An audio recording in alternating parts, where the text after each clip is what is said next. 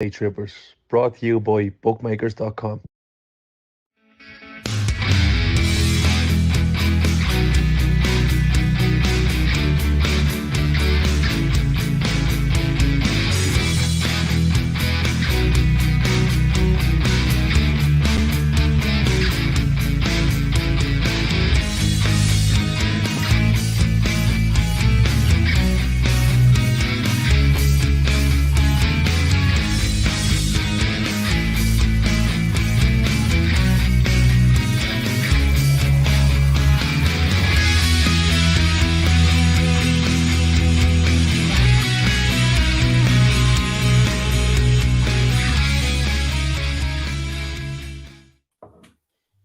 Good evening, welcome to Premier League Forecast. It's me, Chris Brack. It's him, Kev O'Sullivan. It's superfan Luke, who still loves Wrexham. And Matt's made an appearance. Matt, what are you doing on a Friday night, mate?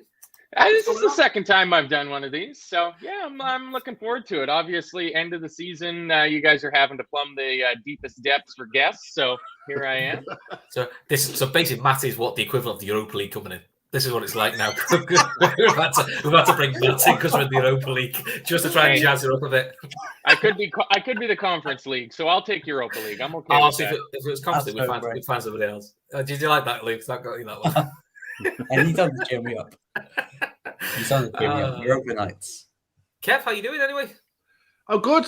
Still recovering. I'm still in recovery. We're still talking face to face. I'm still a bit soft after the weekend. I tell you, not surprising. I didn't think my liver could work as well as it worked because it got some abuse over the weekend. Well, I said to you, he goes, "Do you drink much?" I went, "Not really these days." And I think we started drinking at 12:30. I think I collapsed at 1:30 asleep at the hotel. I was like, "Geez, sweat! It's a long night that." But it was good. What I didn't realise until obviously because I'd not met you in person was I didn't realise none of the lads had met you in person either. No, it was the first time I'd met any of them. What happened was I got to the train station in Dublin and Emmett rang me and said, "Look, I'll come and get you." So that was the first time I met Emmett was at the train station on Friday night. Met Gav Saturday morning on the way to the hotel, on the way to the airport.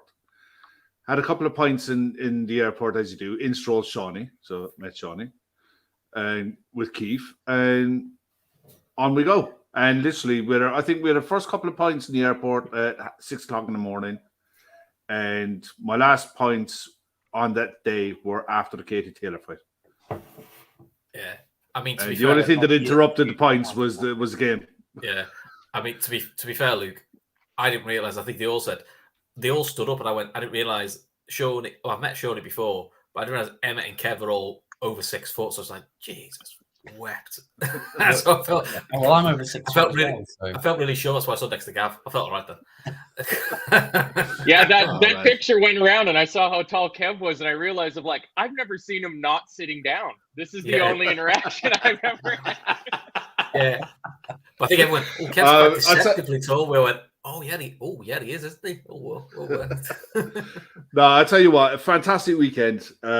Start to finish, it was brilliant. Brilliant city.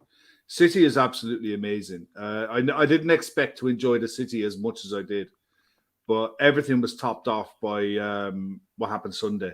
Chris had gotten a taxi and headed off to do dad duties and what have you. I had to go home, yeah. Yeah, and we've got to shout that. Yeah, I'm fucking fuming over this, by the way. We got a shout from Courtney to say, lads, Bobby might be coming to sign his mural at 12:30 if you guys wanted to come over. And you had to go do that duty. If I'd fucking known, I could have probably collared another hour out of that. I was like, I found out. Shawnee, Keith, and myself, and Alan, Shawnee's brother.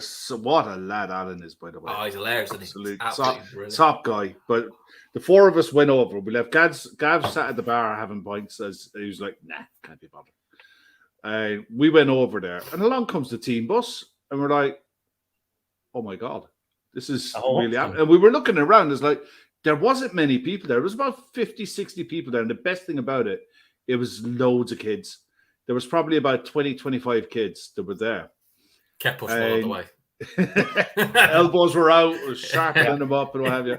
But no, just to see him up close and to see him getting into it. He's singing his song and everything. But if you get a chance, put in Courtney Neary into your YouTube search bar, and she's put a video up of the whole day, of the whole thing, and it topped off the whole weekend for me. It was just a once in a lifetime experience to see that, and to be able to say goodbye to him that close. Like, it was fantastic.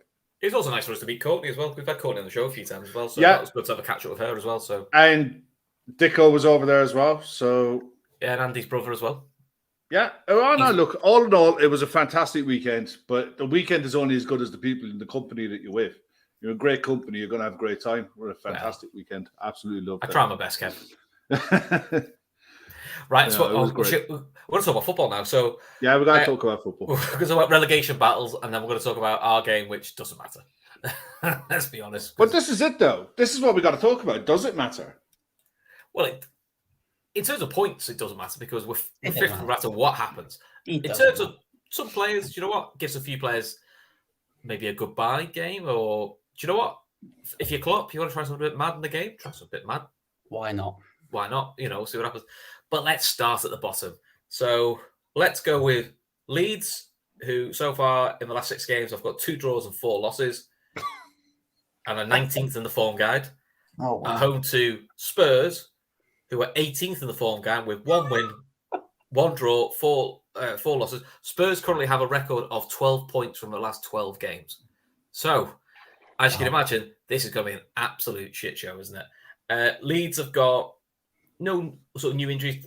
Bamford and Rodrigo are doubts, but good news, Junior Firpo's back. Honestly, Luke is dying. I generally thought someone might have rang the FA and said, lads, I think that's a 3 game of that, you know. I don't think it's 2. I'm surprised Sam's just said, okay, we'll see you pre-season, Junior. Yeah, but there's one last game. No, it's all right. No. We'll see you pre-season. Just fucking don't come back. And in terms of Spurs, I think Højbjerg's a doubt for them. But then the usual big injuries. No Dyer, no Lloris, no Romero, no Bentancur. Matt! What do you make of this shit show? Because it's who's worse, isn't it?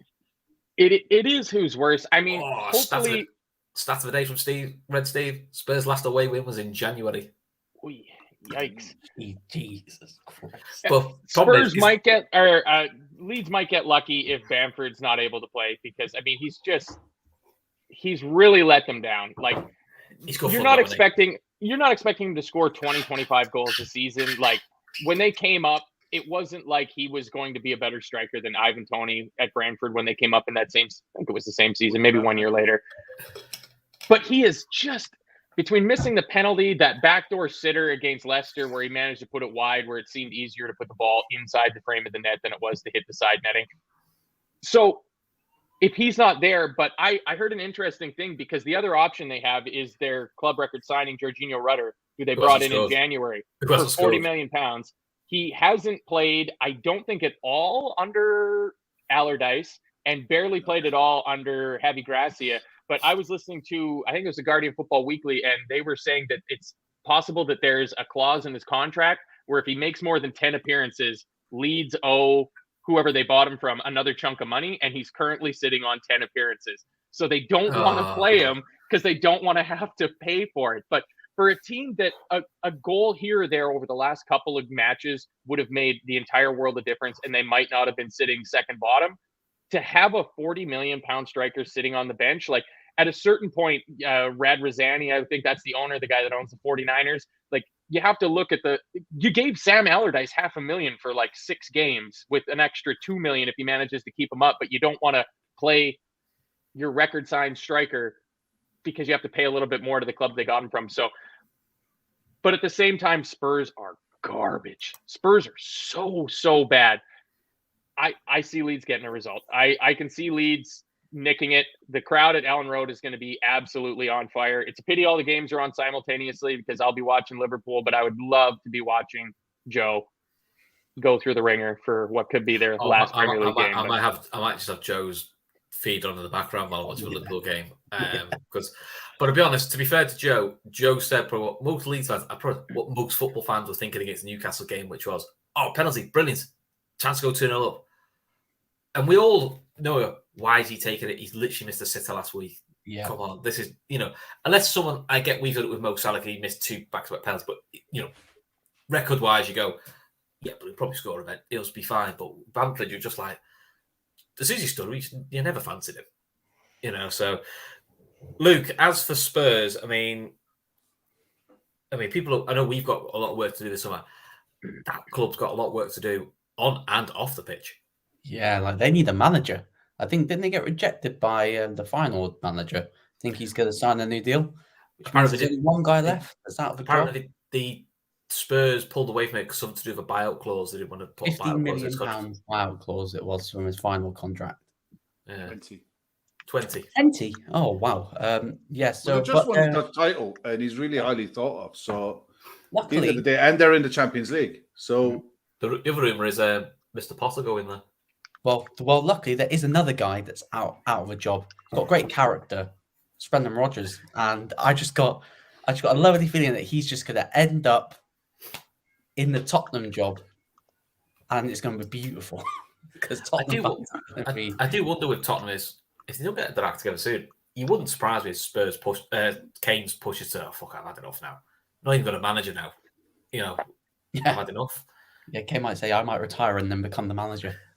Because he might get a say. But no, Spurs are just a mess. I think they've conceded over 60 goals this season as well. They've just been appalling this season. Jake in the comments are saying Ryan Mason said he wants the job. I mean, think Ryan Mason is like, it's a bit like, it's a bit of a weird one. Like, well, you didn't want to put him in as caretaker in the first place. You brought somebody else as the caretaker, and then he's the caretaker who's the caretaker. So it kind of shows what he's thought of. He's like, I don't know, just like words. I think the Celtic manager turned down Tottenham as well. Like, they need a manager. They need to sort out what's happening with Kane. I don't know how much money they've got. Like, they need that squad needs to be ripped apart and start fresh. I don't think you're going to do it. I don't think you'll be able to do it in one summer. Hey, look, Arsenal Champions League football's not for everyone. It isn't, mate. No, neither's winning it. To see you win the Europa in January, my friend, because you're not getting out of your group. To be fair, winning it and getting 90 points isn't for everyone either. But it's the way it is. Let's see where we go. We all have our crosses to bear, don't we? Kev, both of these clubs, what do you see going on with them? Because there's loads of problems. I've watched a lot of Leeds this season, and Adams has been a huge miss. He's been a monstrous player for them, and since Tyler Adams has been out, it's they just look like they've got no character, no fight, no bottle. Even if they'd have gone 2-0 up against Newcastle, they'd have found a way to blow it. They went 1-0 up last weekend, didn't they? And literally just fell apart. They just fell apart. They don't know how to handle. I think Gavin was saying. Gav was saying. We don't want to go down that road. To be fair, we tried that face to face. He didn't like that either. Yeah, Gav was saying he said this on a pod when he was on with Joe. They don't know how to handle situations in games. Even the good stuff, they don't know how to handle being 1-0 up.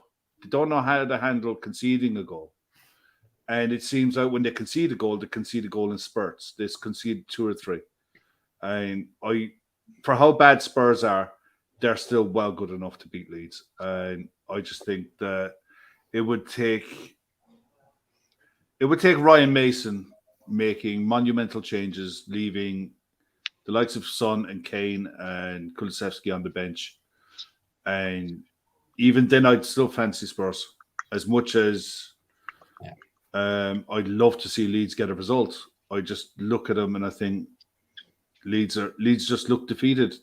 And you talk about Rutter being Rutter's not a forward. This is the problem with an overinflated January market. We performed miracles to get Cody Gakpo for the price that we did, considering some of the money that was wasted and spaffed against the wall. When you look at what Chelsea have done and what Leeds paid for Rutter is an absolute joke. Rutter is nothing more than a £10 million player at best, even in today's market. He's bang average, and it's just one of those signings that On paper, it looked good. He's promising, but it's January and your backs are against the walls and you need someone who's going to score your goals. And they spent £40 million on someone who just doesn't cut it. You know, no matter how much they'd have had to pay to keep, you know, in bonuses to pay him, they're not going to pay him those bonuses because they know he's not going to get on the pitch and score goals. You've got a young kid, the young Italian, Willian Onto, you know, hot and cold. He's a young kid learning his way in the game. First season in the Premier League. Leeds got too many of them, haven't they? Players who are, when they're hot, but they're not hot enough. They're cold, they're ice. They're very erratic as a club. But we had the same. We're playing a club exactly in the same vein in Southampton this weekend. You know, we'll come to that. Spending so much money on teenagers with promise, following the Leipzig model, only works if you're competitive. You have to have a solid base. Leipzig did it with an ex-Liverpool goalkeeper in Gulashi and Willie Orban at the back, you know, and a couple of other senior players sprinkled in who could do a job in the Bundesliga and keep you at worst mid-table, you know. And if you can't guarantee yourself doing that, and you try to gamble, bringing in these kids with your place in the Premier League, you'll lose. You'll lose every time. And I think Leeds have gambled. The likes of Brendan Aronson, as a stiff breeze falls over. You know, he's a lovely technical footballer who would look lovely in Ligue 1. You know, he'd look lovely in La Liga. You know, he's not a Premier League player. The hustle and bustle of the Premier League. In the Premier League midfield, he's eaten alive. You know, and that's what they gambled on. They spent 20-odd million on him. It's a joke. They spent loads of money on bringing in a loan player from Juventus, Weston McKennie, and there's a reason why Juventus let him go. He's fucking awful. Juventus and loan players. Yeah, as we know, don't loan players from Juventus. They're fucking terrible. Chelsea getting a midfielder from Juventus on loan. I just look at. I think. What score you got? I think Spurs will win a 3-1. I've got 2-1 Spurs, to be fair. What have you got, Luke? 3-0. 3-0 Leeds? 3-0 Spurs. Even Spurs are going to keep a clean sheet. And that's saying something. I don't know. Matt's got a different view because Matt seems to think Leeds will get something out of this. Yeah. 2-1 Leeds. 2-1 Leeds. So if Dylan's put Leeds will score 3, keep a clean sheet, Everton will draw, and Leicester will too. I think it could genuinely happen. Love it. I mean, to be fair, you know, this is what I mean. As long as Everton goes down, I'm happy. I don't care which this weekend, anything can happen. This is the thing. Sides that are in the bottom 8 positions in the league are inconsistent, all season. They couldn't stitch performances together over 90 minutes. Now, the mind stitch performances together over a course of games. She's got the one here for you, Kev. 3-2 Leeds for Charleston own goal to send Everton down. Oh. And he takes his shirt off to celebrate. He takes his shirt off and VAR checks it and goes, "You can have that one." He's like, "I don't want that one. No, not that one. I won't take it back." He's got more bookings for taking his shirt off to celebrate than he has goals, which is hilarious. Beautiful. I'd love nothing more than to be wrong, by the way. I would love to see Leeds send the Ellen Road crowd home happy with a 2-0 win. But I think for Leeds and Leicester, though, and I think it's the opposite of what we had when we finished second City, is I always felt, because we were 1-0 down last year to Wolves first, we never really put the pressure on City to say, fuck, Liverpool are edge, put the pressure on them. I think that's what Leeds and Leicester did. I think one of them needs to score the first 20 minutes before Everton do, to get the pressure and Goodison to go, from one of the bottom three. They're winning. Come on, we need to force it, because that's when mistakes happen. You need to sort of like, the old radio situation. That's what you kind of need to build that pressure, because the longer it stays 0-0, Everton are a lot more relaxed because it doesn't put any pressure on them. Because they have to win, and it puts the pressure on them. Right, let's move on to the other team then. Leicester City versus West Ham. And do you know what? For shits and giggles, I watched the last 15 minutes of Leicester versus Newcastle. Where literally, I think Leicester, from when I saw the stats, they didn't touch the ball. For the last 5 minutes, they had some possession and almost like went, fuck, man, we need to win. oh yeah, we need to win. Remember, like 5 minutes ago, it was a bit too late then because they were awful. Daniel with a miss. What a save! Oh yeah, that's on right. target. They had the whole game. It was straight down the middle. Well, but according to bookmakers.com, he probably should have scored, but that's the way it goes. But yeah, just so I don't get in trouble, we are sponsored by bookmakers.com. Luke, head of sponsors, forgot to tell us, everyone. You need to work this out, Luke. It's part of your job, mate. But yeah, no, details in the description below. Check out the website for best odds you can find. And look, if gambling's for you, please gamble responsibly. If it's not, don't worry about it. But have a look at the website. Really good for statistics on all sorts of sports. Handy for lineups, which has been handy for today because some of these teams, generally, I think some of these players are made up because I don't know half of them. And also, Gav does a YouTube show with them at least once a week, which is always pretty cool where we talk about the title run, which I think I got right, which is quite good. Anyway, Matt, Leicester against West Ham. Now, West Ham, they've got a bigger game next week. They've got a European final, Europa Conference, chance to qualify for the Europa League. Fair to West Ham, it's done them some good. The Europa Conference gives their squad, the experience of Europe, and getting to European finals. I think it's the first one since the 70s. So, will West Ham have a little bit of one eye on that? Because let's be honest, you don't want to pick up an injury now, do you? Just before our cup finals. Sometimes I can play funny games here, but also does it go the other way where they really want to play for their place in the final? I don't think so. I think David Moyes knows exactly who he's going to start in that final. Like it's going to be what? Benrahma, Antonio, Bowen, Paqueta, Rice, Souček, Aguerd, cat kicker, and then either of their fullbacks you want to go with. Is that what you want to do to your legs? A cat kicker? I didn't kick the cat. I threw my cat. I would never. That's different. That's allowed. He attacked me first. The cat attacked me first. That was self-defense. That's totally fine. Yeah, you've got video evidence of this as well, haven't you? Exactly. Kurt Zuma is a piece of shit for doing that, and he will be called cat kicker by me until the end of time. I don't think there's a lot of places to play for. I don't think anybody in that West Ham team that's on the fringe is going to pop up. Yeah, it's probably either Benrahma or Fornells. It's probably. I think them two are fighting for one position a little bit. It'll be Benrahma. I think it'd be Benrahma, but Fornells is a player that you like to. They two tend to swap around a little bit. Other than that, I would expect Danny Ings to be on the bench.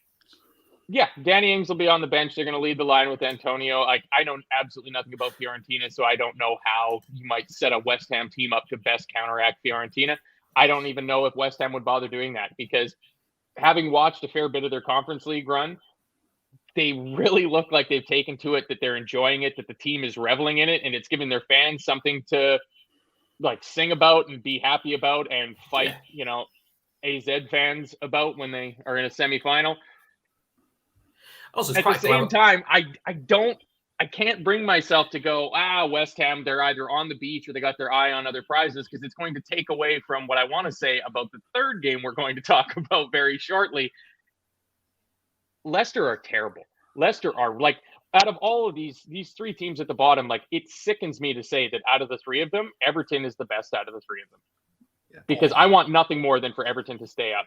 But I've been watching all of these teams, Leeds and Leicester more so than Everton just because of the scheduling in the last couple of weeks. Leeds and Leicester are really, really bad.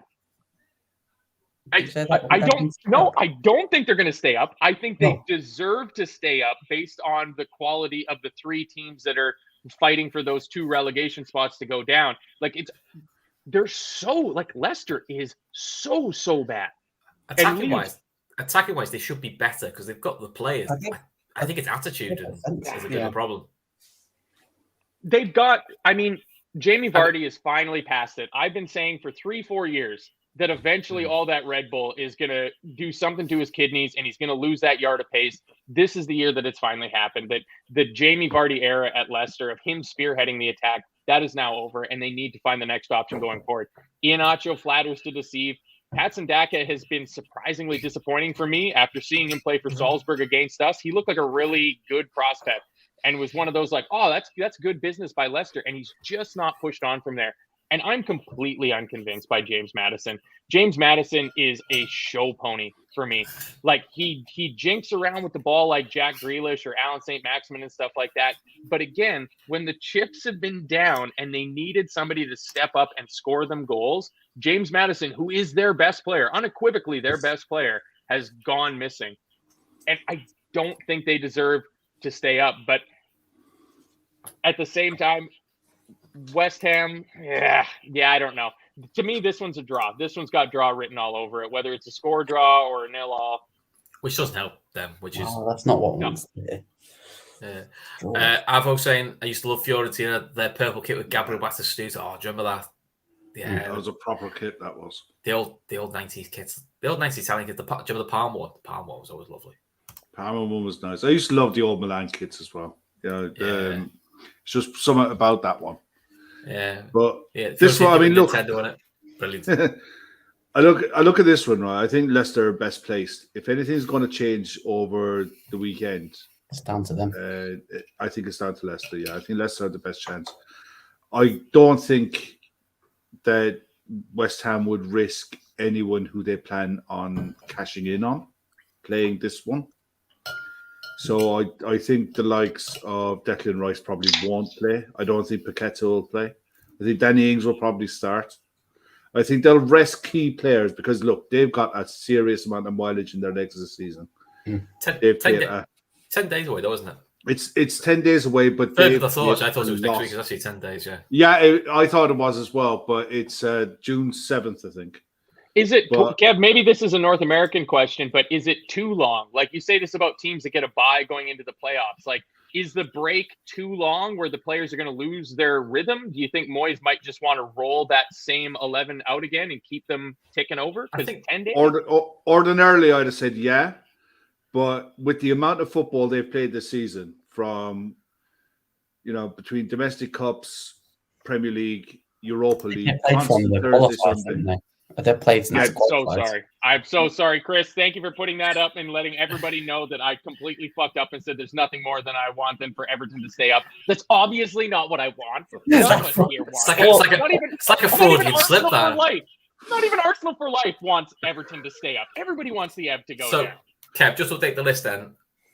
Joe from Brighton's banned for fucking capitulating ahead, and now Matt's on the ban list. We're doing well. We're getting good at ban list. Who is the Fergie for banning people? I know. I just look at this one. And I think if Leicester have a hope, the fact that Johnny Evans is available is a bonus. I don't think West Ham will go strong. I honestly don't. I think they're more likely to start the players who would be on the bench. Sorry, Red Steve's just making me chuckle. Yeah, I just think that West Ham are more likely to start the players who will be on the bench for the final to make sure that they've had 90 minutes in their legs rather than start their normal players. But then again, that could be a bonus for them as well because you'll have players who hungry, want to make sure they're on the bench, want to make sure that there could be first change during the final, whatever reason Moyes wants to use to motivate them. But I honestly thought at one stage that they were going to get dragged into this mess because of how crazy they were playing in the league. Their focus was so much on the the Conference League, that I thought they'd take their eye off the ball a bit. But they managed to string a couple of results together, and credit to Moyes because it would have been easy to focus everything on the Europa and the Conference League. I hope they go on and win it. I do. I think it's good for the coefficient of the league, which helps us in the long run. But secondly, I think they had a really good run at it last year and fell short. And they learned from that because I think they got Cresswell got sent off. Yeah, but they also got taught a bit. They also got taught a bit of a Euro away lesson. The dark arts of. I think Declan Rice lost his head. Oh my god! Yeah. But to be fair to Declan Rice, he's learned from that because obviously they've had to face similar stuff in this Europa run, and he's not reacted to it this time. So that's kind of what you want players to do: is learn from. But what's going on? What's going on at Leicester is just a car crash. I mean, we've talked to Jack a fair bit now, and I feel for some of the fans, you know, like the ones I know anyway, the likes of Jack and people like that, who've been there when they were in the lower leagues, followed them all the way up, went to the highs of winning it, and this kind of was inevitable with the way the club was being run. They would run out of money, and they couldn't service the football they want to play with the players they wanted to bring in.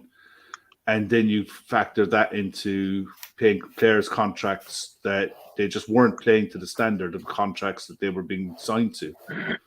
So it was always an inevitable car crash. I still think they have the best chance. I have them winning 2-1. I think they'll win on the day 2-1, and I'd like to hear. it might be enough. He's took my score again, Luke. He's taking the piss, isn't he? Every bloody time. Do you know what? It's going to be 2-1. It's going to be 2-1, isn't it? Well, it's not going to be. Let's be honest. It's not going to be 1-0. Leicester aren't going to keep a clean sheet. Jesus Oh yeah, Christ, definitely. They've got a mirage in goal. Luke, what score are you going for? What score are you going for, Luke? 2-1. Leicester. I'm sorry. Yeah, it's the sensible scoreline. And Matt, you're going 3-0 West Ham because you want 3-3. 3-3. At least be entertaining. 3-3. 3-3. Yeah. 3-3. Okay, this is going to be like half the Leicester squad's final games because Maddison will be off, Tielemans will be off. Saw rumours of Harvey Barnes, West Ham, Villa. Yeah, half of that team's going to be gone. So you don't choose Castagna, yeah, Pereira. They've already got their contract sorted out for next clubs. I think Jack told us after the show that some of them have had contract offers for different clubs for next season. So yeah, they're off. Yeah, the attitude around their dressing room just absolutely stinks, and it really seems like they picked that stink up from one Brendan Rodgers. As long as that stink followed him to Spurs. I cannot wait for that. Chris, will you throw Ashley's comment up there and give that a read? There we go. Klopp in the embargo has said, Mo loves being here. If ever a player would come to me and say, we didn't qualify for Champions League, I have to leave, I would drive him to another club. It's not the case with Mo. Yeah, I knew he didn't talk about this bloody thing. So Mo's tweet, I'll clear out that I generally wasn't asked either way, because like, player is upset that we didn't qualify for Champions League. Said it's on the players that they should have done better. Yeah, okay. You know, water's wet. Thanks for that. Yeah. And that's it. You know, but it's just players disappointed. Deserve it. We'll do better next season. Yeah, that's how I saw it. You know, I don't think there's any. I think people try to read too much into it sometimes, but you know, I think that's the era. That's the era that we're living in now. That every single word and phrase and tone of a comment is microanalyzed to within an inch of its life. Which is probably what Klopp said to Mo is like, yeah, fair enough, you feel like that, but you could have given me a heads up. You know, I'm going to fucking talk about this now for 2 days. Cheers to that. Cheers, buddy. What's this? Question from Thor. Dewsbury Hall, worth a look, lads. Not according to our Leicester fan. He said he's average. I think was the phrase. He said all commitment, none of the ability. Was This is why I starred this comment for you, Chris. Thank you for putting it up. Thanks for Thor for asking about Dewsbury Hall. I was listening to an Oppo preview before we played Leicester, and the Leicester fan was talking about their form with and without Dewsbury Hall in the team. And if Dewsbury Hall isn't in the starting team, they don't win. So when I saw that lineup drop, I mean, I knew we were going to beat Leicester anyways, but like I saw the lineup drop against us, and they didn't start Dewsbury Hall, and they were completely gutless in there. But he's been one of the few players in that team that has shown some heart and some drive. Out of like, I like to ask the question on any of the transfer shows and stuff like that. Like, who from the relegation candidates would you take at Liverpool? From Leicester, he's the only one. The only one. He's the only one. But I look at him and I think, yeah, he's got energy. He gets around the pitch. He's got a decent engine. He's all right. Legs. He's not anywhere near better than anything that we have now. That's the problem. Because if the aim for next year is that's it. Upgrades, not the same. Yeah, because we need to look to build a squad that can get 90 plus points. That's the standard you look at now, and with great respect. Yeah. Someone like even if you're looking at someone like him to come in, I think if you were going to, I think if Curtis Jones didn't have the end of the season that he's had, and you were looking to move him on in the summer, and you wanted to bring in an English player who's young enough to maybe kick on, you take a look at him for sure. You know, he might not be the one that you'd settle on, but you definitely have to look at him because I think he's going to be a good, solid Premier League midfielder and have a decent career at mid-level Premier League clubs. He'll probably start for most of them. You know, I think he could be one of these players like a John McGinn type player who goes from club to club, settles somewhere, and has a good run. The fans take to it. You know, and there's nothing wrong with that. You'll make yourself a nice living doing that, and you know, there's nothing wrong with that. I don't think if you were going to the Etihad away on a Tuesday night in between Champions League fixtures, you're going to be relying on him to come in to give someone a rest or to come off the bench and chase a game for you. That's the only thing I'd look at. But saying that, you know, he's one that some clubs will definitely take a look at him for sure. West Ham. Yeah. Right, let's do some quick fire ones before we talk about the two big games. We all know the one we're talking about. So quick fire, Luke, Arsenal versus Wolves, just a score. 1-1. Matt. 2-0. Kev. 3-0. It's like a big contract. 3-1 Arsenal. Villa versus Brighton. I've got 2-2. Kev. 2-0. To Villa. 2-0 to Villa. Yeah. Yeah. Luke. 2-1 Villa. Matt. 0-0. Brentford versus City. I've got 2-2. Matt. 4-0 City. Luke. 1-1. Kev. 1-1. Okay. Chelsea versus Newcastle. I've got 2-0 Newcastle because Chelsea are dreadful. Kev. 3-1 Newcastle. Luke. 4-0 Newcastle. Chelsea are utter crap. Matt. Yeah, when Kev said earlier, he was talking about the bottom three teams or the relegation teams. He said anything could happen this weekend. All I thought was not Chelsea winning. That's the only thing that can happen. I mean, Chelsea is 17th for the form guide. Newcastle are 5th. Hey, did anyone see Frank Lampard's quotes afterwards when he got asked about the new manager? It was like, well, it's not my problem. It's his problem. I'm thinking...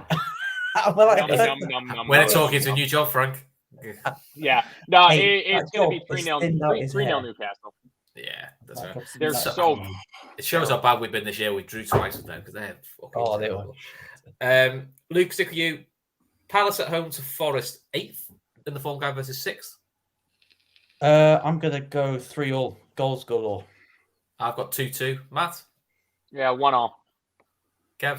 3-2 Palace. We'll think that's my high score again. Final one, leave it with you, Kev. Man United versus Fulham. I've got 2-1 Man United.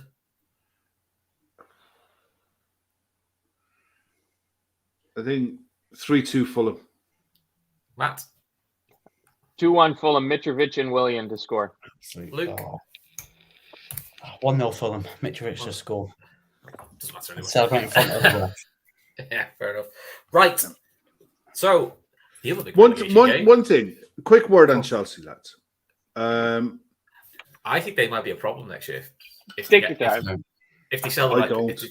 I think I genuinely, after watching them the last few weeks, they are bad. Their attitude is so wrong. And the ones that you're expecting to look at the players who he's putting on the pitch. It's like these are the players they're keeping. I watched them the other night. They can't defend. They were awful.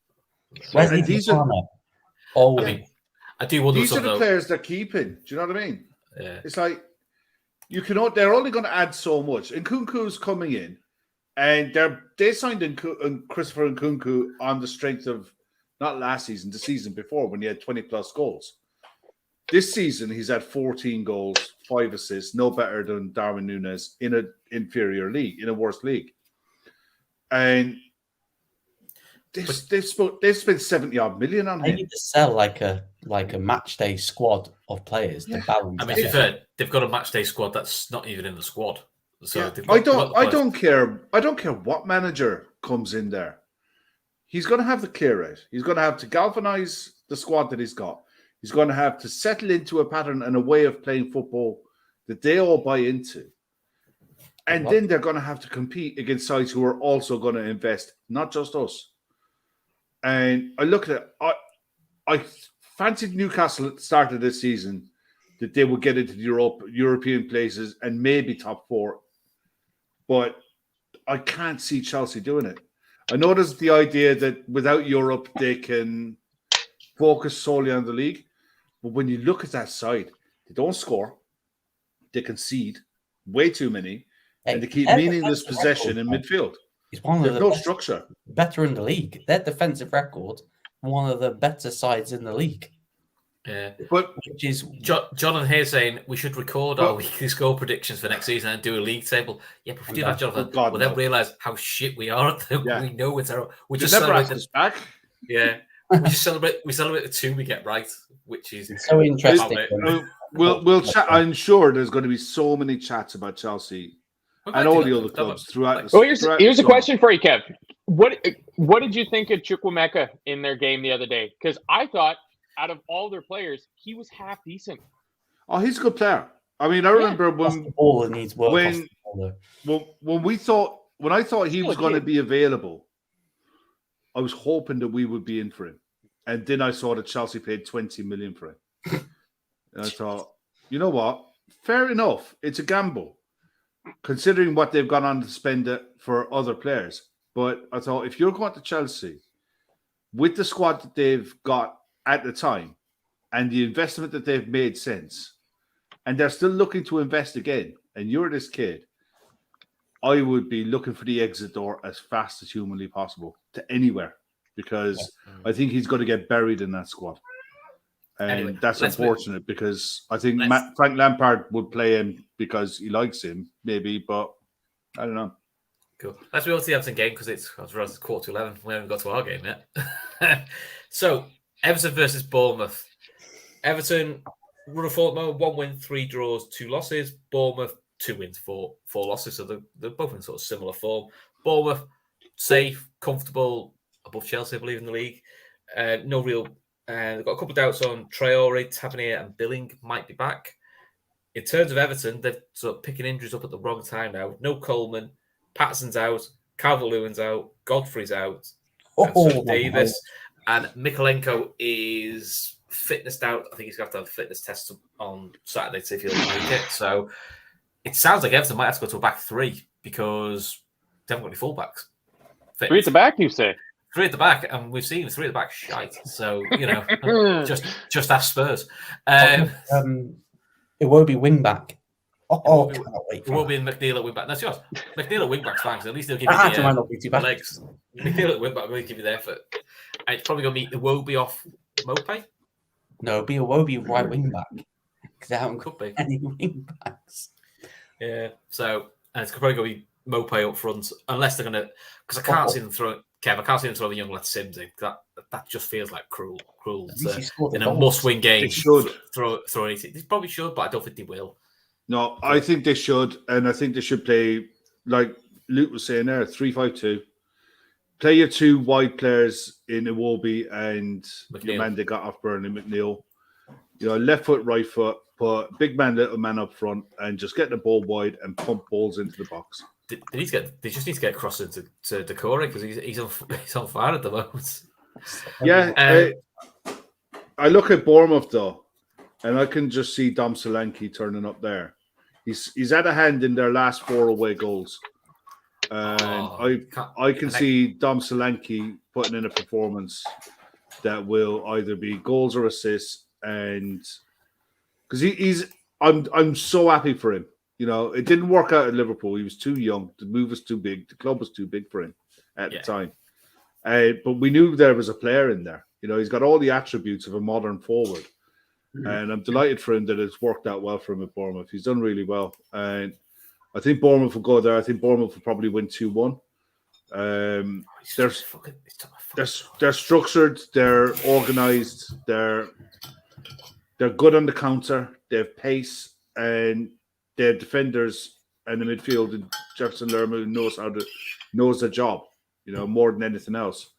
Whereas I think Everton are scratching big time. That's why I think there is a legitimate possibility that Leicester could get out of this and drag Everton into it. And as Jake also points out, Gary O'Neill, ex-Liverpool Academy coach also. So another reason for the Reds to get stuck in. Jonathan, with a great question, has been on Twitter. Who was worse this season? Frank Lampard's Everton or Frank Lampard's Chelsea? I'll go first. Statistically, it's Frank Lampard's Chelsea, but I see it's Frank Lampard's Everton because he fucking built the team. He there is that. He picked that team. At least at Chelsea, when he walked in, that's what you've got. Chris, it takes some serious effort to get a 600 million English pound investment in a window and make them worse.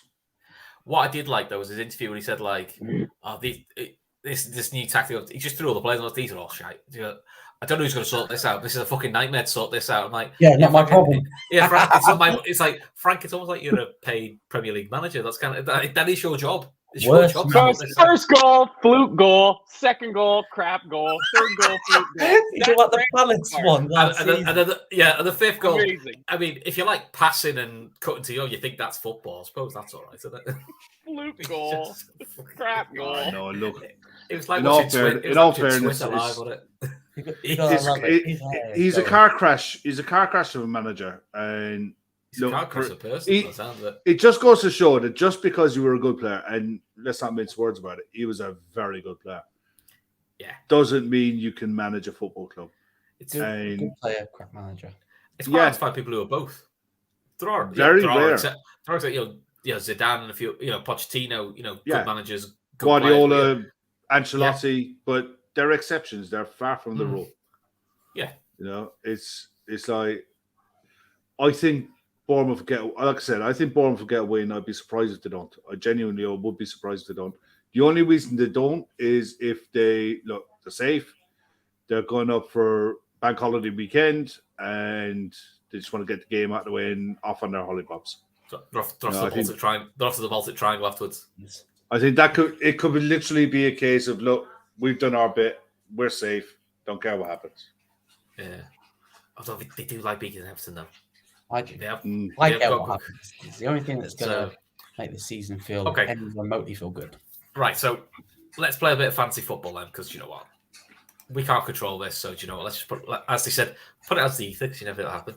Matt, if Everton were to go down, what would be the most Everton way of going down? Connor Cody starting in a back three, scoring an own goal. Oh, he took the answer. Yes. That was the one. That was the one. It's the only answer. It's between. No, I've got a better one. I have got a better one. Let's hear it. Go on, what's yours then? Just Pickford, little arms. Do you know how Origi scored that goal at Anfield? Pickford trying to claim the ball and just missing it completely, or just him dropping a clanger in, because I think last season just Pickford just turned into the keeper that he is for England, for Everton, and sort of kept them in the league. I just need him to not do that. And then, I think he does. I think he does the tip onto the crossbar. The guy gets a shot off, he saves it, and it goes in off Holgate because they all hate him as well. So it's going one of the players that they really dislike that puts it in. Do you know what I mean? Sean Dyche, a Liverpool fan, takes Everton down. Oh, that'll get brought. Welcome back. That'll get brought up, won't it? Yeah, you know what I mean. Yeah, so, I think the outcome for their obviously Everton's got the financial things. I think the outcome for that's going to be in October. So that's what I mean. I can't believe that's been allowed to go to another season. That needs to be sorted either. Well, actually, it needs to be sorted while the season's on, so everyone knew a delay. But you can't wait till October because that's just. Again, imagine the Premier League turn around and give them a point deduction, a 10-point deduction. The Premier League are pretty hoping that they go down, so they go, "Hey, EFL, this is what Everton did. Yeah. Just let you sort that out. They're coming back up here for a while." If I'm honest, the EFL are more brutal. The EFL won't do anything about it. They won't because it's not their problem. It's not their league. The problems that happened to Everton happened in the Premier League, not in the EFL. And Everton is a good draw. Is a good draw for the championship. Like Everton going down to the championship is good for the championship. It brings eyes to their product. Yeah, they'd be floating around the UK. Yeah, Jonathan's got the right idea there. Dom Solanke, last minute winner, rolls on the Pickford drops the cross. Cross comes in, Pickford spills it, and a 2-yard tap in from Dom Solanke in the 89th minute. Love it. And he just runs to the crowd and goes like this. Well, mine was he spills it and it's a whole gate own goal because he ate him. Oh, this is own goal. Brian here's got a proper WWE style one. Cody scores no goal, rips off his oxygen, and tears out the stadium with a car waiting. It was me all along, lads. Hey, he can come back. He can come back home to Liverpool next season. We're moving to a proper 3 at the back. You know, people said he only succeeds in 3 at the back. We're gonna move to a 3 at the back. About this game, I've been saying it for. Dyche takes his suit off. Has got a Kenny Dalglish t-shirt on underneath. Yes, because he loves Kenny, doesn't he? As well. He does, yeah. It's true. But I started saying this weeks and weeks and weeks ago that the last game of the season was Everton were going to lose to Bournemouth at home, the final game, and go down. And I ain't gonna change it now. As much as I said, out of the 3 teams that Dyche won't save Everton, so I need them to go down for this prediction. Technically, my prediction could still happen that I gave to Kev, which was. It's not going to happen now, unfortunately, which was the league decided to give them a points deduction the day before the game. So it doesn't matter anyway. And then they still get beat by Bournemouth, which would be really funny. So what about you look at what happened with Juventus. Juventus got a 15-point deduction. And they got reduced. Then had that knocked off. Yeah, but they had it knocked off. And they were in the European places. Yeah, they were third, and their performances up, and they were maintaining that performance, and they were staying in third or fourth. And then the league comes back. Now you're having 10 instead. It's done. And there you go. They're back down to 7th. But look, at least they did it in the season that they were in. That it affected. Not like this. This is a joke. Barry definitely saying, but I've beaten Everton 3-0 and 4-0. God, that was this year. That's how long this season's been. I forgot that was this. They knocked them out in the League Cup 3-0. League 4-0. Handshake at Stamford Bridge. That happened this season as well. I know. I never got here anymore. I know. It's like us winning 9-0. I felt like that was 2 years ago. This season feels like it. I'll tell you what, it feels like it sometimes. Don't seasons feel long when you're absolutely I'm going to lie down after this. You just put all this shit. Clip this up, and in 2 weeks when we're all crying for when the football is going to be back, because this is bullshit. Listen, there's nothing I hate more than the off-season. I've got MMA keeping me occupied. Listen, Matt, you'll be crying because it'll be one of my quizzes where the answers will be to completely different questions, and you're going, what the fuck's going on here? Hey, Women's World Cup is starting soon. That has my attention for the bones of the summer. We'll talk about quick talk about it's the final of the WSL tomorrow. Yeah. Man United playing Liverpool on the Beeb. Man United have to beat Liverpool and hope Chelsea lose to Reading. If Chelsea beat Reading, then Chelsea take the league. And this will be Man United's first title. So fingers crossed. I've also got a vested interest tomorrow that I've got to watch my daughter be a mascot, which is lovely for her, but more importantly, I need to see Man United not win a league because I can't. Are you going tomorrow? Yeah. Oh yeah. My daughter's a mascot. So better if your daughter's gonna be a mascot. That's awesome. No, because sometimes their granddad takes us, so he wouldn't. Not to the football. No, to training, yes, and to the actual games. I'm at the games. No, I'm in the posh seats, and yeah. Well, I hope you got the DVR. Posh seats. It's got carpet on the floor. It's brilliant. What time is that on? That is 2:30. All the games are 2:30. So the Chelsea game's on Sky, and the Liverpool women's game is on B1. So excellent. And you get the iPlayer that's my Saturday afternoon sorted. There you go. You probably see a hooligan in the hooligan scream in the shower, which is generally me.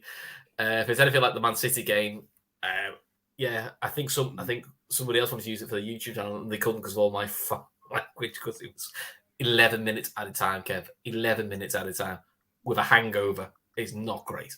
So I could do about that again. So so that's good. That's to look forward to. And I am trying to sort of women's show. I'm just trying to get people together. It's quite hard this time of year to try and get everyone together. But we will do another women's show. It just might be June, unfortunately. So and then we've got the Women's World Cup in Australia. A lot of the games will be on in the morning. So I have no idea what the England women's squad's going to be because literally, I think they said of the 11 that started the Euros, I think 6 of them now are out. One's retired. The other 5 have got ACL injuries. I mean, Arsenal had 4 ACL injuries this year. Wow. Ridiculous. So, bit of an interesting sign for them. So, Right, so let's talk about Southampton versus Liverpool. Whoa! Did we do our scores for Bournemouth Everton? Well, we also took a lose, didn't we? Yeah, 3-0 Bournemouth. 3-0 Bournemouth. Luke? 3-0 Bournemouth. I said 2-1 Bournemouth. Kev said 2-1 Bournemouth. We gave up on that. We just started doing what ways could they lose it, because that's far more fun. Do you think they'll bring their dog out? That's all well. Only thing do you have a dog? That's another one. Do you have a dog that they keep carrying around? Which kept up last year. It runs and scores the own goal. That could also be quite fun. That'd be great. The beach ball. The beach ball goal. Exactly. Yeah. Beach ball goal. Pickford gets distracted by the beach ball and just watch the real one. What still makes it funny is Reina tries to save the beach ball. That's the funniest bit when you watch the replay. Pepe Reina. I'm gonna say that right now. Pepe Reina. We're not talking about him. He's may be he may be a good goalkeeper, but he's a brain-dead human. Absolutely. Holy retard. What an idiot. Say he's bald, that's why. But that's offensive. Yeah, perhaps also that. Luckily, his lack of hair is the least of his problems. His lack of thinking, brain cells is his bigger problem. So I'm disowning anything to do with Pepe Reina from that point, because it's just a ridiculous statement he's made. Ridiculous, yeah. He needs to go and get some education. I think I think there's quite a few you can say that about at the moment. Anyway, let's talk about Southampton versus Liverpool. Oh, Jake saying who wins the playoffs? Yeah, Liverpool podcast. So I was reading at the same time. I can't multitask. Jake saying if we talk about the players, we get a chance. We might talk about players as well, because that was good fun. Playoff weekend's brilliant. So Southampton guaranteed bottom of the league, worst form side in the league for the last 6 games and for the season as a whole. Liverpool 5th, guaranteed 5th. Let's be honest, the way the season's gone, I'm surprised we got 5th, because at times we were fucking dog turd. The run of the last 10 games, which was 7 wins, 3 draws, gave Liverpool a sniff, but maybe for a little bit better.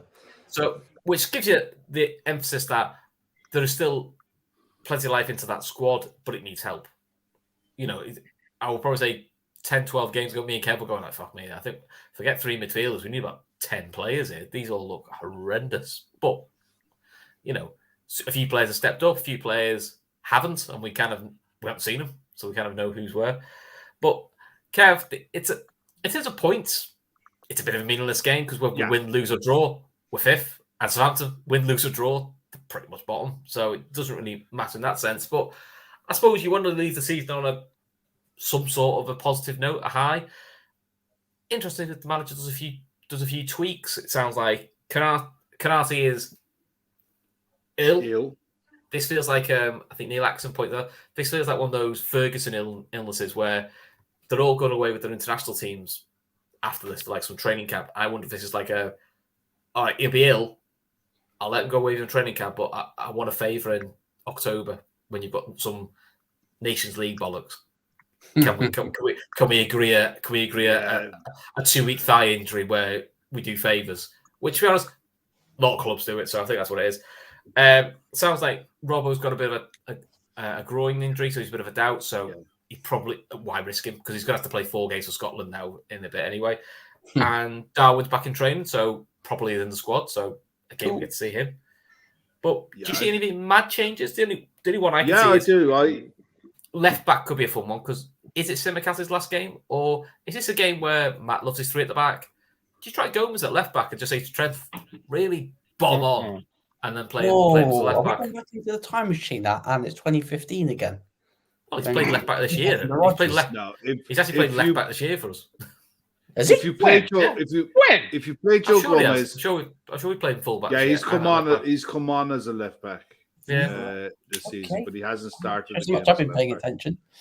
If you were going to do that, then there's no point in making changes. You go as full strength as possible if you're going to experiment, because what's the point in having an experiment when you're making half a dozen changes? It just serves no purpose. That's what I mean. That's what I was thinking, is that as an experiment, you do something funky at left back and then keep the rest. I don't know what he's going to do, and I think it's impossible for Southampton to know what he's going to do. Southampton will want to go and give their fans something to cheer about, say goodbye to Premier League, but they'll want to go into the Championship with the core, most of that side together if possible. They know they're going to have to sell a few, but they want to keep as many as possible. They've been in the Premier League a long time, and they're not a poor club by any stretch of the imagination. And they know how important it is to come straight back up. So for some of them, it might be a blessing in disguise if they go down, get the experience of playing in the Championship, and regain their form and come back up that way. It could serve them really well. But for us, I wouldn't be a bit surprised to see a hybrid team. I think Mo will start. I think Mo will be desperate to go ahead of Thierry Henry in that. Yeah, that's it. 20 goals. Yeah. If he scores tomorrow, it'll be 20 league goals, 10 assists in the league, and he'll be the first player to do that for 3 seasons. I think he'll be 3 seasons. 3 seasons consecutive. He'll be desperate to do that. The other one, I wouldn't be a bit surprised. I don't think any of the 4 that are leaving will start. I don't. I think 3 of the 4 will come off the bench. I think you'll see Bobby Milner off the bench, but I don't think. I think you'll see Bobby Milner and Ox off the bench. You won't see. I don't think Ox will be anywhere near the squad. Because my gut feeling with Ox is I think him and Klopp have got a bit of a gentleman's agreement, which is keep fit, get yourself fit. I don't want you picking an injury because you're out of contract. Just a bit of a human thing of it may be, but he's going back to Southampton where it started for him. That's why I can see him being on the bench, even if he comes on for 5 minutes at the end, kind of thing. But Darwin the same. Darwin's only had 1 full day of training. He hasn't been training all week. Klopp said he had 1 full day yesterday of training. So at best, he might be on the bench. I think Diaz will start. I think Gakpo will start. I wouldn't be surprised to see Harvey Elliott starting for Henderson. And I wouldn't be a bit surprised to see Curtis keep his place with Fabinho in the 6. And then it's a case of more than likely Matip, Virgil. And you know what? That might not be the worst shout in the world, what you had with Joe Gomez playing left back. So that when Trent does go into midfield as he does, the back 3 becomes a legitimate back 3. And it's still a lot of pace then at the back 3 as well. Yeah. But to do that, Diaz needs to hug the touchline. Diaz cannot be the player who cuts inside and becomes like a second 9. Because Joe, unlike we saw it there when we were playing Villa, when Robertson plays that role, he just picks his moments when to go. He doesn't go all the time. He picks his moments when to go. Gomez can't do that. Yeah. Because he's right-footed, he has to stop and check back onto his right foot. He's actually got a really good delivery when he plays right back for us. Yeah. When he plays right back, he's underrated. He's a decent footballer, and he can whip good crosses in, but he can't do that from the left side. So, if Tsimikas is in anywhere near injured, then he doesn't play. But I think if Tsimikas is available, Tsimikas starts. And I don't think I don't think he's going in any way, shape, or form. I just think he got caught up in the emotion of last Saturday, and camera just happened to catch him for a minute. It's just unfortunate, but I don't think he's going anywhere. I think he's getting sold. Yeah, me too. I would be absolutely disgusted if he was sold, to be honest. For a profit? If we sell him for 22 million? We have to we're bringing in 4, maybe 5 players as it is. How many more changes do people want to make? I mean, if you ask Keith, 19. I completely agree with Kev. Like, we need to get our business done with regards to midfielders. Then, after the midfield sorted, if anyone then wants to leave, then we can have the discussion about them leaving. But they shouldn't all be leaving. Like, we've got enough to do this summer. Klopp seems to be talking about defensive reinforcers in it, but he seems to be talking about it as if like it's more than one, which would say to me, it's a Matip replacement, which makes sense. Matip, Phillips, obviously you got the sort out. Well, Phillips, I'm not asking about Phillips and Greaves. I think they just go. I think an academy player takes their position. I think Sepp Vandenberg. What's going to happen to him? Is he going to come back, or is he going to? I think he goes back on loan. I think he was doing well at Schalke until that. They buy him absolutely thumped. Until that awful ankle injury he had, so I think he needs another year on loan just to make sure he recovers from the ankle problem. So I sort of feel like it's a backup fullback we look for, and it's another centre back to basically fight with Konate for get me that sprinter. Mickey Van de Ven. Yeah, get him. My. Get him. Apparently he's crap in the air, but that's who cares? So doesn't matter. But yeah, I think that's what we'll look for. So yeah, I mean, Matt, can you see many changes? I mean, I think we'll see a change at left back because I don't see Robbo starting. I think we see Matip come in for Konate because he's injured. And I think Salah and Gakpo start, and I think it's a flip of a coin. Jota or Diaz. Jota looks sharp when he's played, but he's been carrying a rib injury. And Diaz has shown fits and spurts of what he can do, but again, he looks like a lad who's come off a really serious knee injury, so no big surprise there. Yeah, no, I mean, I threw my lineup here. I think it's going to be Alisson in goal, Trent Gomez at right back, Virgil, Tsimikas, Harvey Elliott, Fabinho, Curtis Jones, Mo, Bobby, and Jota up top. So I think that's 5 changes from the last game, if I am remembering correctly. I think this is a perfect opportunity to see how Joe Gomez does the Ibu Konate role. Luke dropped it. That was Luke dropping his wallet. He borrowed it off Deadpool. Nope. I think this is a perfect opportunity to see how Joe Gomez functions in that Ibu Konate role in this inverted system. I think it's just an absolutely perfect opportunity. If Tsimikas or Jota isn't available to go, you throw James Milner in there at left back and you tell him he's playing left center back and he can tick that box off on his long list of positions that he's played for Liverpool.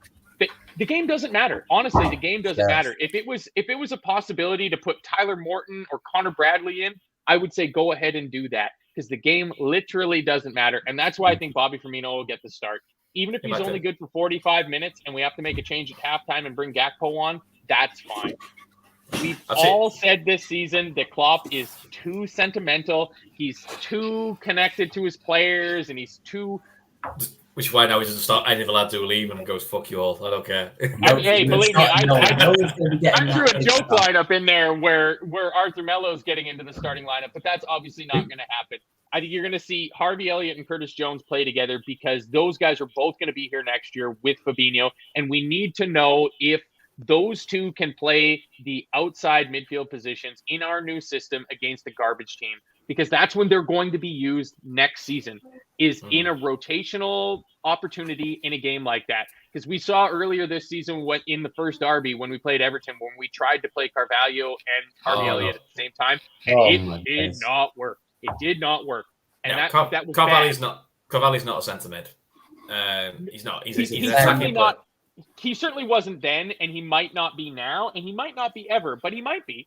Because you don't know. I mean, if nobody impressed Jurgen Klopp more in training this year than Fabio Carvalho. I'm going to believe that.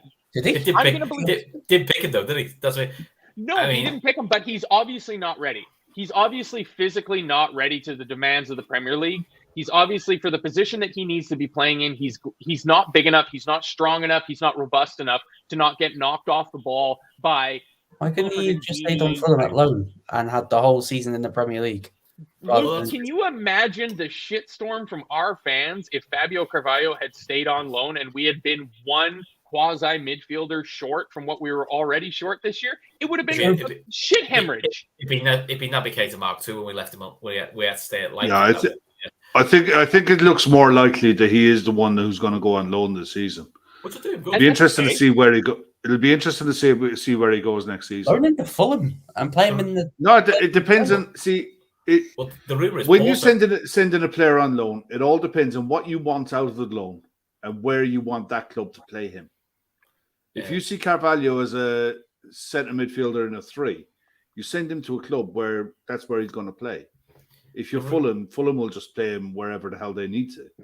The rumor is Porto, and I can see the appeal of Porto because Portugal is still a physical league, so he's got to get these. It's going to help him build his physicality. Yeah, but that's also playing for a side who 80% of the time dominate the ball, have a lot of the ball, have to break down sides.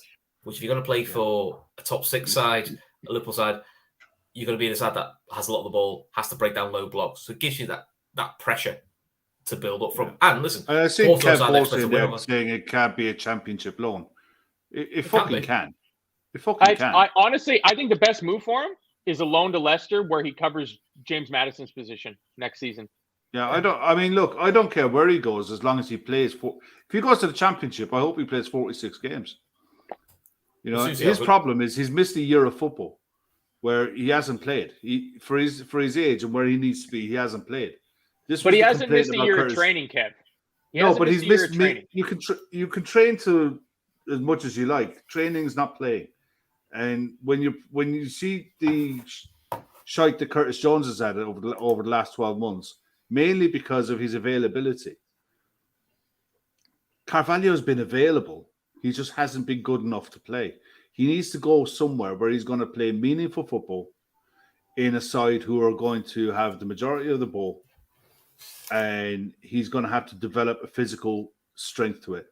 He did it with Fulham, and even then, it was in a Fulham side where he was asked to do a certain role like a second striker. We don't play like that. If he's asked to become a central midfielder in a 3, the new way we want to play with 2 advanced 8s, then we got to find a way of finding that loan for him to be that player. If that's in the Championship, fuck it, don't care. If it's Portugal, fine, couldn't care less. It won't be the Premier League because there is no way in God's green earth that a Premier League club is going to take a gamble on a loan player to develop when a championship will. When you're the risk is you could do a Southampton, you could do a Leicester, you could do a Leeds and get fucking relegated, on the strength of a couple of fucking risky loans. Whereas if you go, and the best thing about it is if he goes to Portugal, for example, he's out of sight, out of mind. Tyler Morton in Blackburn, out of sight, out of mind. Unless you're a football nut and you watch the Championship week in, week out, you don't know what he's done now. So if someone goes to Portugal, then you're not going to see him apart from the odd bit of highlights here and there. Even if he went to Celtic or Rangers, go and win something in a league and see what it's like to be in a side to win something. It's all well and good being in a squad to win something or compete for something, but being a side, even if you're in Feyenoord, Ajax, Porto, Lisbon, wherever, and go and try and win a league. But that's the kind of loans you need to be looking for, that caliber of player. Different story with Conor Bradley. He needs to develop his game and learn the role. But someone like Carvalho, we didn't spend much on him, but at the same time, even if it's the loan is designed to increase his worth so that you can sell on and maximize his transfer value, grand. But to do that, you need to be playing. And even if he plays in the Champions League, great, good for him. But he needs to go and play. Yeah, I don't agree. As soon as he's better than the Championship, he's already proved he's better than the Championship before. He's had 1 year in the Championship. We'll talk about a lad there, looking at his career statistics. This is only his second full season of men's football. Do you know what I mean? And he's only had one full, and that one was last full season. That was it. So, I don't think you've proven yourself good enough and great enough after 1.5 seasons. It's just, And look, I could be wrong. It could be conspiracy theory from me, but he literally went out of sight, out of mind when he said he wasn't playing for Portugal anymore. Yeah, I get what Matt is saying though, because according to Klopp was more not so much his training, but the fact that he was being selected. He wasn't being selected, and he rocked up for training and gave it everything. Gave it everything. Socks and all is a good signing of his mental strength. Yeah, but at the same time, his attitude was needed to be sort of this. This could also be Klopp using a press conference to sweeten the deal, to say to agents and to other clubs, look, he's a really good kid. Take a gamble on him. He wouldn't be the first manager to do that, and he's 28 million pounds, and he's all yours. And we walk away with. You know what? I've seen players. Well, when you look at it, for me, you look at what has Lavia actually done. You know, he's had one season at Southampton where they're going down. City's academy. He's from City's academy, and he's had his first move to Southampton, and they're getting relegated. He's showing promise in a couple of games, but it's the same with Bella Kochkab. At the end of the day, yeah, he's played for Germany a couple of times. Fuck's sake, any German playing for can play for Germany at the minute. They're that shit.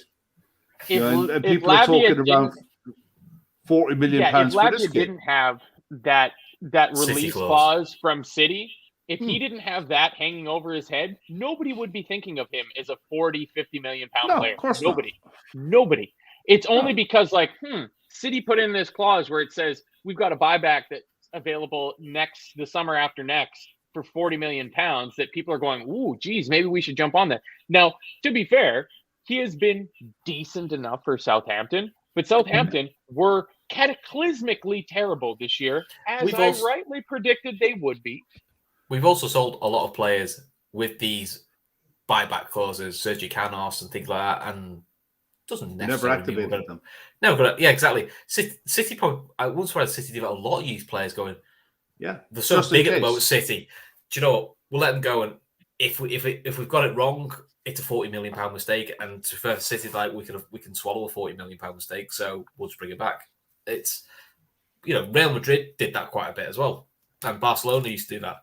Sell players, and then you find out 2 years down the line they've got a buyback clause for 50 million when he's done really well at Everton or done really well somewhere else. So was it Deulofeu? They did the same with Deulofeu was one that sticks out to mind massively, but I think Southampton will probably sell 2 or 3 players that will fund them in the Championship. They'll want to keep the majority of that squad together. They'll sell the likes of Ward-Prowse, the senior players. Walcott will go. Got a bit of a sell-on value, but I think Walker Peters will attract a few clubs because he's a handy fullback who can cover left and right back, and I think in modern football that versatility is quite handy. So I could see him going to. What do you get? 12-15 million for Kyle Walker Peters, maybe probably, 20 for James Ward-Prowse. But they'll have their Livramento back by then, so they'll probably want him. Yeah, and the other side of it is if you can throw 15-20 million into your transfer kitty for the Championship, you can sign some proper players. I think they've it's not being confirmed, but obviously the Southampton manager's leaving. It's going to be Russell. Oh yeah, no, he's done. He's going. Yeah, he's good. He's not having his Russell Martin from Swansea will be the new manager next season. Yeah, he will. Yeah, that's pretty much done. Yeah, and Dick, I say, watch World Price with Liverpool after Sunday. But sorry, me and Kev been linking for Liverpool for about 3 years, haven't we, Kev? So don't worry. Yeah, I think he'd be. I think if you're going to look at loaning out the two, well, you'll keep the lad they got from Scotland, the fullback they got from Scotland. Oh, Ramsey. Ramsey, yeah, we'll keep him. I think Bradley will go out and loan again, but to a higher league. He might actually go to a Southampton and play. He could be one of those players who could go to one of those clubs to go down and play regularly and come back up that direction.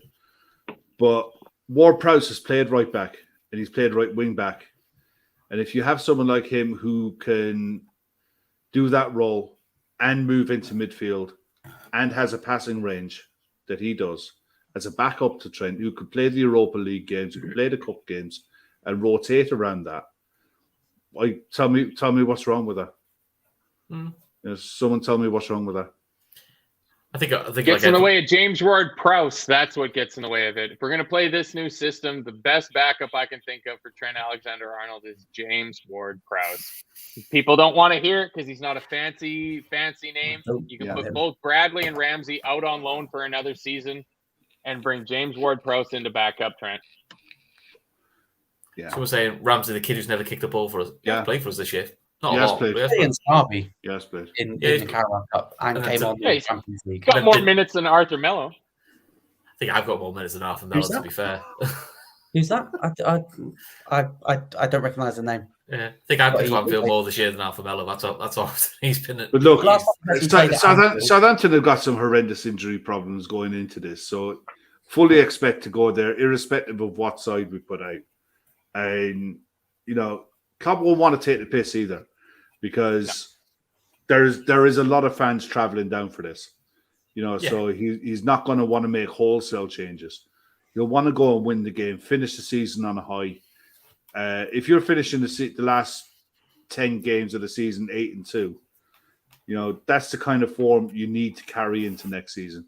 The last thing you want to do is have a Stoke, where you just like. Do you know what? I've still you're going to the club for the game, and you've already got your travel bag in your locker, ready to go to the John Lennon Airport after the match. Like, you don't want that to happen. Do you know? I've still never seen that Stoke loss. I've managed to avoid that. I did. I watched it all. I certainly watched it. Yeah, you gotta the 7-2 against Villa, all of them. I don't know. Maybe it's just me, but you gotta fucking watch every single second of those. There's no turning it off, as far as I'm concerned. Like, if you're the Stoke game. The Stoke game was the highs. You gotta eat the lows. Yeah. The Stoke game was the one time I generally I couldn't get it. I couldn't get it. It's the one time. Ocean, they're asking, is the game on TV in the UK? Nope. No, it won't be. I think they'll focus on the relegation games, but I'd imagine they'll have Man City as their main game because that will be where the trophy presentation is. Nope. Oh yeah, it is going to be on, but it's not the main game. No, they'll probably have 4 games live. And yes, it's the 3 relegation teams, and then it's City. Yeah, and I'm gonna try to do 9 simultaneously. I think it might be, what is it, Wolves Palace playing each other. I think that might be the game I give a miss, but I should be able to get 2 computers going with quad screens and then Liverpool on the big TV. No, it's Palace Forest. Palace Forest. Wolves have got Arsenal. Yeah. So they're probably the ones out of there. Nah. That's a game day decision, but Liverpool on the main TV and then another computer that's got all the relegation stuff on at the same time just to keep abreast of everything. But who am I kidding? I'm not watching fucking Man City. Fuck them. No, fuck that. I wouldn't watch them on a good day. The only reason I watch Man City is if we're playing. I just find them boring as all hell.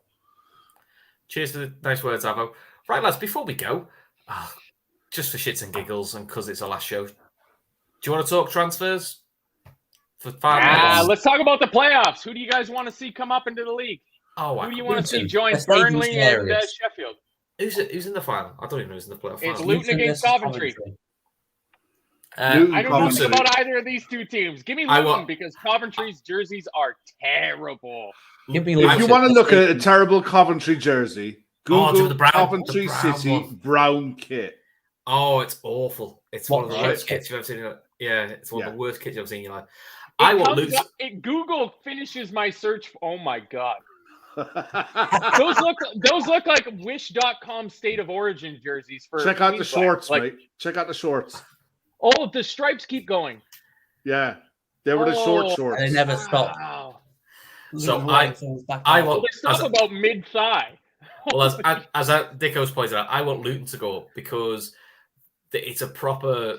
It's like a non-league ground. So you actually have to walk through Road. Yeah, you have to go through people's back gardens to get into one of the stands. Yeah. Well, and it'll be like if Luton comes up, that'll be 2. If they're allowed to play at Kenilworth Road, it'll be 2 Premier League stadiums with less than 12,000 capacity because Bournemouth is only 10,000, 11,000, something like that. Well, I heard something interesting the other.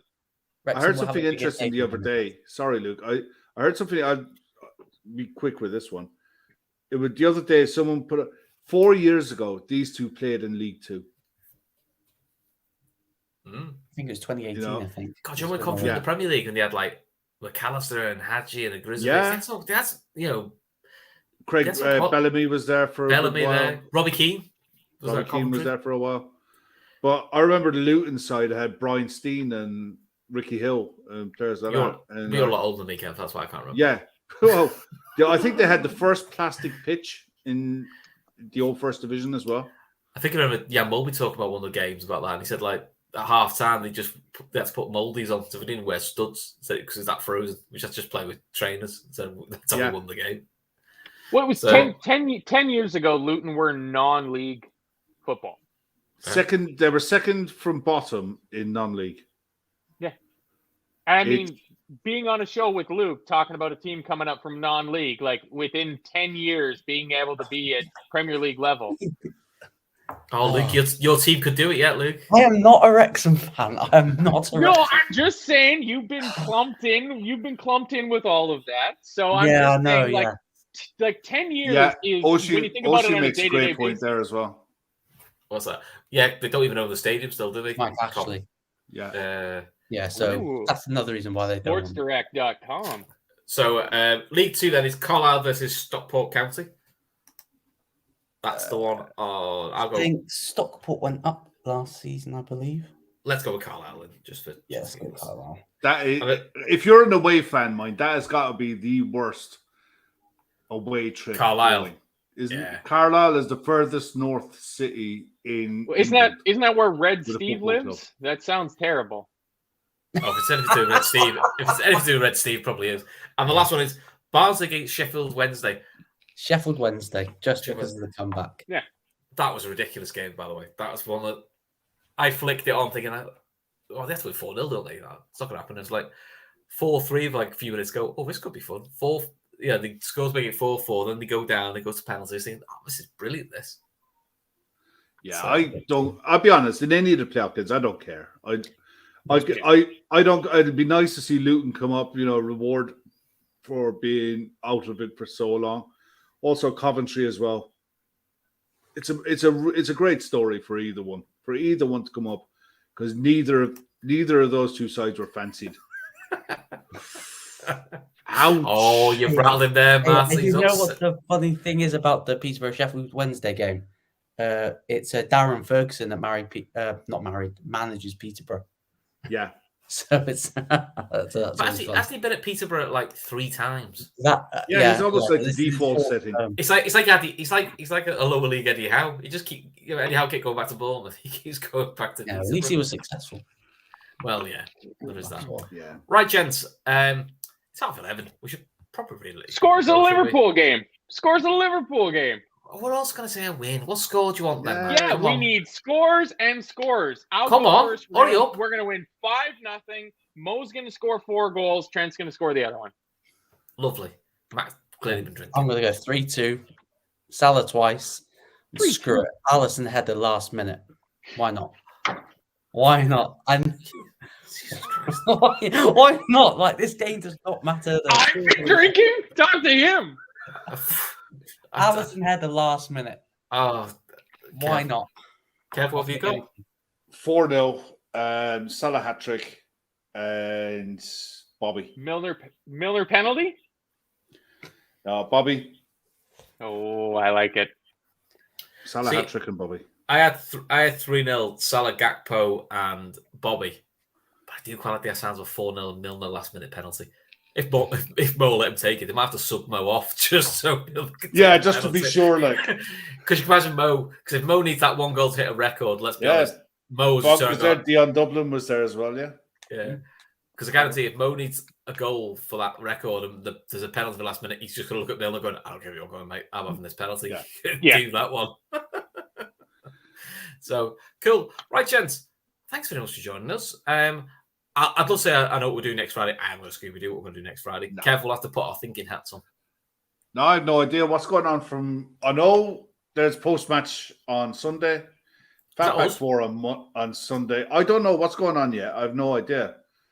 It might be us again then for chits and giggles. Sports Unplugged, Kev. We got NBA finals are coming right around the corner. Stanley Cup finals coming right around the corner.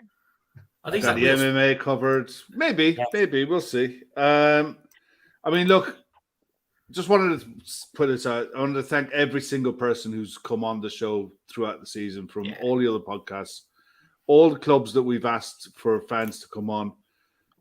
To a man, most clubs have been able to, most fan sites have been able to put people up, some on a regular basis, and they've all been fantastic contributors. They all give up their time for free, and they're perfectly willing and happy to come on and to make the show a really good show throughout the season. Thanks also to everyone in the chat. You guys as loyal as ever, and apart from thank you all for being here every Friday night. Apart from Mandicko getting banned for saying F1, that's just Hey, Monaco Grand Prix weekend. It's not a sport. Worst Grand Prix It's not a sport. Worst Grand Prix of the season, bar none. The worst race in all of racing. They're all unless it rains. If it rains, it's good. They don't let them fucking race, Kev. Last year it rained and they delayed the start by 90 minutes, 2 hours? It's a fucking joke. I know. Why do you even have wet tires if you don't let them race in the rain? Don't talk to me about it. I know. The ghost of Senna was rolling over in his grave. It's not a real sport. Yeah. It's rubbish. No, it's a sport of kings because you have to be an actual billionaire to be involved in it. Oh well, I'll get me car out later then. Sorted. Right, guys. On that happy note, take care of yourselves. We'll see you all very, very soon.